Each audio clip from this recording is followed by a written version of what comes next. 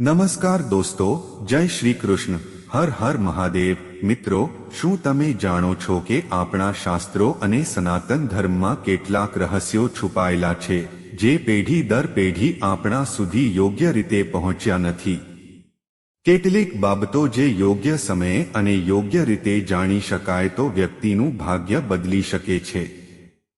આજે હું તમને એક એવું રહસ્ય જણાવવા જઈ રહ્યો છું જે તમારા જીવનમાંથી ગરીબી અને દુઃખને કાયમ માટે દૂર કરી શકે છે।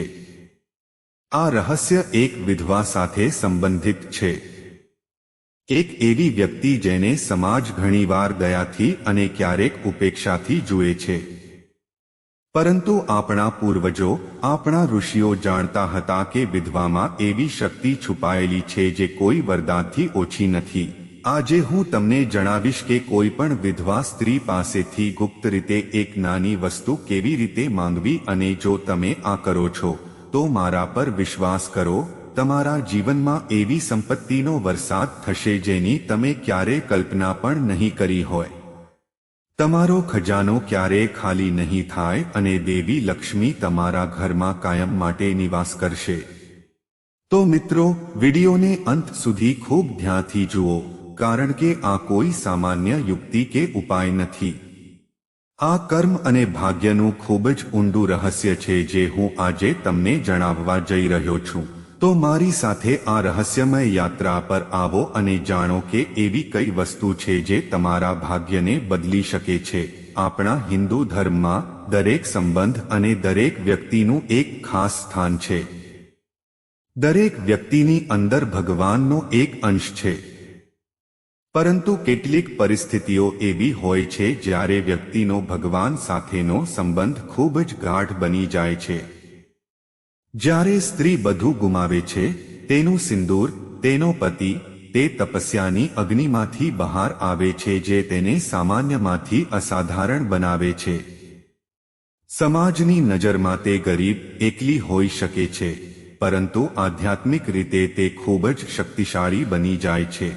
તેની તપસ્યા, તેનું બલિદાન, તેનું મૌન, તેનો દરેક શ્વાસ એવી ઉર્જાથી ભરેલો હોય છે જે કોઈ પણ યોગી કે તપસ્વીથી ઓછો નથી। તેનો બાહ્ય શણગાર ઝાંખો પડી જાય છે, પરંતુ તેનો આંતરિક તેજ અનેક ગણો વધી જાય છે। જ્યારે આપણે સંપત્તિની વાત કરીએ છીએ ત્યારે આપણું ધ્યાન ઘણીવાર મોટી વસ્તુઓ તરફ જાય છે। સોનું, ચાંદી, હીરા, ઝવેરાત। આપણે વિચારીએ છીએ કે દેવી લક્ષ્મીને પ્રસન્ન કરવા માટે આપણે મોટા ધાર્મિક વિધિઓ કરવી પડશે, આપણે મોંઘા દાન આપવા પડશે। પણ આપણે ભૂલી જઈએ છીએ કે ભગવાન ભક્તિના ભૂખ્યા છે, દેખાડાના નહીં। જ્યાં કર્મોની પવિત્રતા હોય, મનમાં કોઈ અશુદ્ધિ ન હોય અને જ્યાં તપસ્વીનું આશીર્વાદ હોય ત્યાંમાં લક્ષ્મીનો પણ વાસ હોય છે। અને એક વિધવા સ્ત્રી જેણે પોતાના જીવનનું સૌથી મોટું દુઃખ સહન કર્યું છે, જેનું મન દુન્યવી ભ્રમથી ઘણી હદ સુધી અલગ થઈ ગયું છે, તે કોઈ ચાલતી તપસ્વીથી ઓછી નથી। તેની અંદર રહેલો તપસ્વી તેની સૌથી મોટી શક્તિ છે। તો હવે પ્રશ્ન એ થાય છે કે આવી સ્ત્રી પાસેથી આપણે શું માંગવું જોઈએ? શું આપણે તેની પાસે પૈસા માંગવા જોઈએ કે બીજું કંઈક? ના, આ બધી ખૂબ જ નાની વસ્તુઓ છે। જો તમે તેની પાસે આ બધું માંગશો તો તમને તે મળી શકે છે, પરંતુ તેની અસર ક્ષણિક હશે। આપણે જે વાત કરી રહ્યા છીએ તે ભૌતિક નથી પણ આધ્યાત્મિક છે। તે એવી વસ્તુ છે જે તમારા ભાગ્યને સીધી અસર કરે છે। તમારે તે વિધવા પાસેથી જે માંગવું છે તે તેના દુઃખનો એક નાનો ભાગ છે। શું તમને આઘાત લાગ્યો છે? તમે વિચારતા હશો કે કોઈ પાસેથી દુઃખ કેમ માંગવું? આપણે મંદિરોમાં જઈએ છીએ અને ભગવાનને આપણા દુઃખ દૂર કરવા માટે પ્રાર્થના કરીએ છીએ। તો પછી કોઈના દુઃખનો એક ભાગ સ્વીકારીને આપણે કેવી રીતે ધનવાન બની શકીએ? આ રહસ્ય છે જે મહાન વિદ્વાનો અને પંડિતો પણ સમજી શકતા નથી। આ કર્મનો સૂક્ષ્મ સિદ્ધાંત છે જે હું આજે તમને જણાવવા જઈ રહ્યો છું। આ સમજવા માટે પહેલા આપણે દુઃખ અને સુખના ચક્રને સમજવું પડશે. દરેક વ્યક્તિ તેના ભાગ્યના પરિણામો આ જીવનમાં તેના પાછલા જન્મોના કાર્યો ભોગવે છે. ગરીબી, બીમારી, અપમાન આ બધું આપણા કેટલાક ખરાબ કાર્યોનું પરિણામ છે. જ્યારે કોઈ સ્ત્રી તેના પતિને ગુમાવે છે ત્યારે તે તેના જીવનની સૌથી મોટી કસોટીઓમાંની એક હોય છે. આ એક એવું દુઃખ છે જે અનેક જન્મોના ખરાબ કર્મોને બાળી નાખે છે અને નાશ કરે છે. દુઃખની અગ્નિમાં કસોટી પામીને તે શુદ્ધ સોનું બની જાય છે.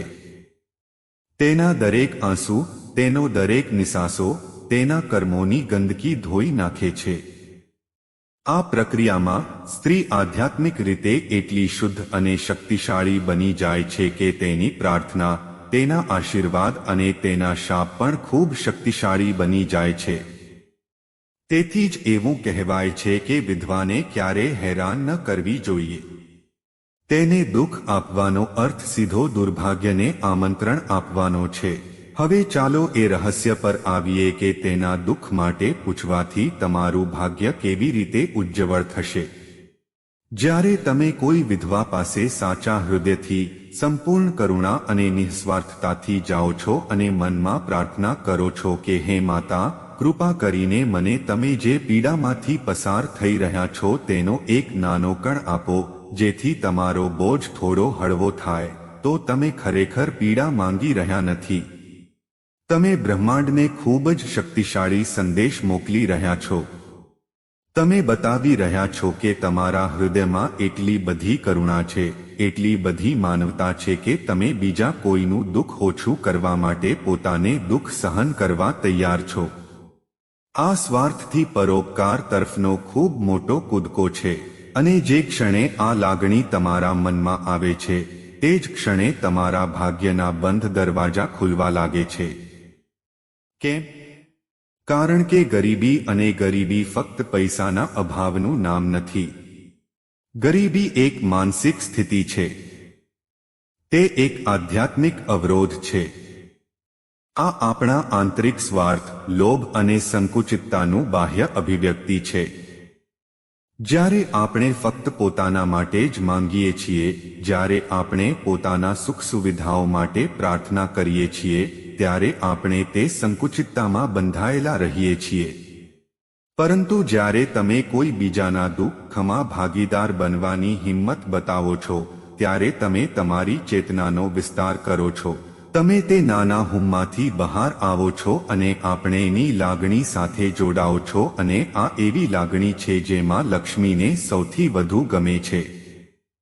માં લક્ષ્મી ફક્ત સંપત્તિની દેવી નથી, તે સમૃદ્ધિની દેવી છે અને સમૃદ્ધિનો અર્થ વિસ્તરણ થાય છે. જ્યારે તમારી ચેતનાનો વિસ્તાર થાય છે ત્યારે તમારા જીવનમાં સમૃદ્ધિનો પણ વિસ્તાર થાય છે. હવે કર્મનું ગણિત સમજો. જ્યારે તમે કોઈના દુઃખનો ભાગ માગો છો ત્યારે તમે ખરેખર તેના કર્મના બોજનો એક ભાગ પોતાના પર લેવાની ઓફર કરો છો. આ એક ખૂબ જ પુણ્યપૂર્ણ કાર્ય છે જે મોટા યજ્ઞો અને દાન કરતાં પણ શ્રેષ્ઠ છે, કારણ કે યજ્ઞો અને દાનમાં ક્યાંક નામ અને ખ્યાતિની ઈચ્છા છુપાયેલી હોઈ શકે છે, પરંતુ ગુપ્ત રીતે કોઈનું દુઃખ માંગવામાં કોઈ ઢોંગ નથી, કોઈ સ્વાર્થ નથી. આ ભગવાન સાથે આત્માનો સીધો વ્યવહાર છે. જ્યારે તમે આ કરો છો ત્યારે તમે તે સ્ત્રીના કર્મનો એક ભાગ લો છો જે દુઃખના રૂપમાં કાપવામાં આવી રહ્યો હતો. બ્રહ્માંડનો નિયમ છે કે ઊર્જા ક્યારેય નાશ પામતી નથી, તે ફક્ત તેનું સ્વરૂપ બદલે છે. જ્યારે તમે તે કર્મશક્તિ પોતાના પર લો છો ત્યારે તે તમારી પાસે આવ્યા પછી દુઃખમાં ફેરવાતી નથી. કેમ? કારણ કે તમે તેને સ્વેચ્છાએ કરુણાની ભાવનાથી સ્વીકારી છે. તમારી તે મહાન લાગણી, તે કરુણા તે નકારાત્મક ઊર્જાને સકારાત્મક ઊર્જામાં પરિવર્તિત કરે છે. કર્મનું તે ઋણ પુણ્યના ખાતામાં જમા થાય છે. તમારા આ એક કાર્યથી, આ એક ભાવનાથી તમારા ઘણા જન્મોના પાપોનો નાશ થાય છે. તમારા ખરાબ કાર્યો જે તમારી ગરીબીનું કારણ હતા, જે તમારા જીવનમાં અવરોધો ઊભા કરતા હતા, તે પુણ્યની અગ્નિમાં બળી જાય છે અને આ અવરોધો દૂર થતાની સાથે જ તમારા જીવનમાં સંપત્તિ અને સમૃદ્ધિનો પ્રવાહ આપમેળે શરૂ થાય છે. તે પાઇપમાં અટવાયેલા કચરાની જેમ છે અને પાણી બંધ થઈ ગયું છે. તમે ગમે તેટલા પ્રયત્ન કરો, જ્યાં સુધી તે કચરો દૂર ન થાય ત્યાં સુધી પાણી આવશે નહીં. તમારા ખરાબ કાર્યો તે કચરો છે અને દુઃખી વ્યક્તિના દુઃખને વહેંચવાની આ નિઃસ્વાર્થ ભાવના એ શક્તિ છે જે તે કચરાને સાફ કરે છે. હવે પ્રશ્ન એ થાય છે કે આ કેવી રીતે કરવું? શું આપણે કોઈ વિધવા પાસે જઈને આ સીધું કહેવું પડશે? ના, બિલકુલ નહીં.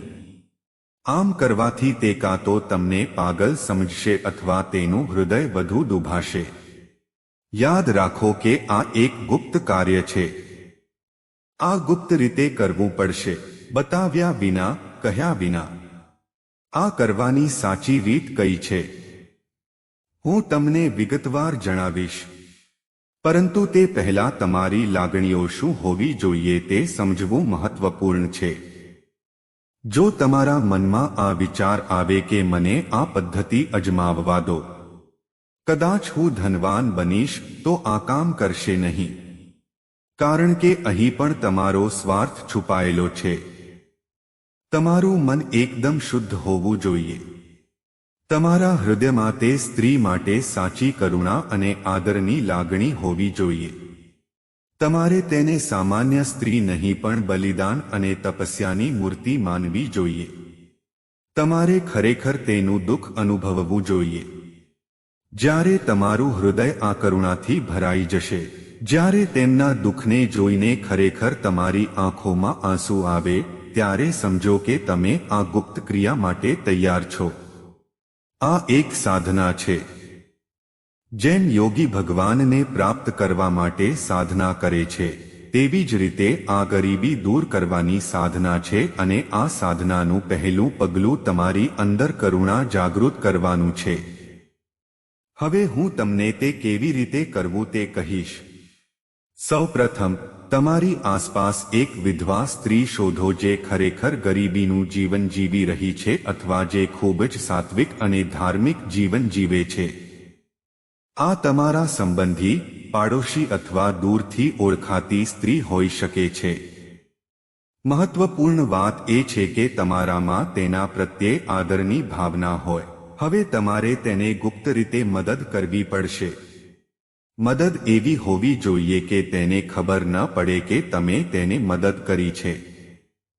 તમે ગુપ્ત રીતે તેના ઘરે રાશન રાખી શકો છો. તમે તેમને બીજા કોઈ દ્વારા પૈસા મોકલી શકો છો. જો તેમના બાળકો હોય તો તમે ગુપ્ત રીતે તેમના શિક્ષણનો ખર્ચ ઉઠાવી શકો છો. જો શિયાળાની ઋતુ હોય તો તમે તેમના માટે ધાબળા કે ગરમ કપડાની વ્યવસ્થા કરી શકો છો. દાન કે મદદ નાની છે કે મોટી તે મહત્વનું નથી. તેને ગુપ્ત રાખવું મહત્વપૂર્ણ છે કારણ કે તમે તમારી મદદ વિશે બડાઈ મારતા જ તેનું પુણ્ય નાશ પામે છે. ગુપ્ત દાનનું ફળ અનંત રીતે ગુણાકાર થાય છે. જે સમયે તમે તેમને મદદ કરી રહ્યા છો, પછી ભલે તમે તેમના દરવાજા પર સામાન રાખી રહ્યા હોવ કે કોઈ દ્વારા પૈસા મોકલી રહ્યા હોવ, તે જ ક્ષણે તમારે તમારી આંખો બંધ કરીને તમારા મનમાં સંપૂર્ણ ભક્તિ અને કરુણાથી આ પ્રાર્થના કરવી પડશે. હે માતા, વિશ્વ માતાના સ્વરૂપ, હું તમારા બલિદાન અને તપસ્યાને સલામ કરું છું. હું તમારા દુઃખ અને દુઃખને અનુભવી શકું છું. હું જાણું છું કે તમારા દુઃખ તમારા કર્મોનું પરિણામ છે. પણ હું તમારા બોજને થોડો હળવો કરવા માંગુ છું. કૃપા કરીને મને તમારા દુઃખનો થોડો ભાગ આપો. હું તેને મારા સૌભાગ્ય તરીકે સ્વીકારું છું. હું સ્વેચ્છાએ તમારા દુઃખમાં ભાગીદાર બનવા માંગુ છું જેથી તમારું જીવન થોડું સરળ બને. મારા પર આ ઉપકાર કરો. આ એકમાત્ર પ્રાર્થના છે જે તમારે તમારા મનમાં કરવાની છે. આ પ્રાર્થના એ જ વિનંતી છે જેના વિશે મેં શરૂઆતમાં વાત કરી હતી. તમે તેમની પાસેથી પૈસા નથી માંગી રહ્યા, તમે ખુશી નથી માંગી રહ્યા. તમે તેમના દુઃખમાં ભાગીદારી માંગી રહ્યા છો અને આ વિનંતી છે જે તમને દુનિયાની બધી ખુશીઓ આપશે. જ્યારે તમે આ પ્રાર્થના કરો છો ત્યારે તમે કુદરતના નિયમને તમારા પક્ષમાં કામ કરો છો. તમે ભગવાનનો સૌથી પ્રિય ગુણ કરુણા અપનાવો છો. તે ક્ષણે તમે માણસ નથી રહ્યા. તમે ભગવાનનો હાથ બની જાઓ છો જે મુશ્કેલીમાં મુકાયેલી વ્યક્તિને મદદ કરી રહ્યો છે. આ ક્રિયા કર્યા પછી તમારે ભૂલી જવું પડશે. તમારે વારંવાર એવું ન વિચારવું જોઈએ કે મેં તે ઉપાય કર્યો હતો. તમને અત્યાર સુધી પરિણામ કેમ ન મળ્યું? બીજ વાવ્યા પછી તેને સમય આપવો પડશે. તમે તમારા કર્મનું બીજ વાવ્યું છે. હવે તેને અંકુર ફૂટવા માટે સમય આપો. તમે ફક્ત તમારું કામ કરતા રહો. પ્રામાણિકપણે કામ કરતા રહો. તમે જોશો કે ધીમે ધીમે તમારા જીવનમાં ચમત્કારો થવા લાગશે. વર્ષોથી બાકી રહેલું કામ પૂર્ણ થવા લાગશે. પૈસા કમાવવાના નવા રસ્તા ખુલશે. જો તમારા પર કોઈ દેવું હોય તો તે ચૂકવવાનું શરૂ થશે. જો ઘરમાં મુશ્કેલી હોય તો શાંતિ આવવા લાગશે. તમને પોતે જ લાગશે કે કોઈ અદૃશ્ય શક્તિ તમને મદદ કરી રહી છે. આ કોઈ વિધવા સ્ત્રીનું આશીર્વાદ નથી જેને કદાચ ખબર પણ ન હોય કે તમે શું કર્યું છે.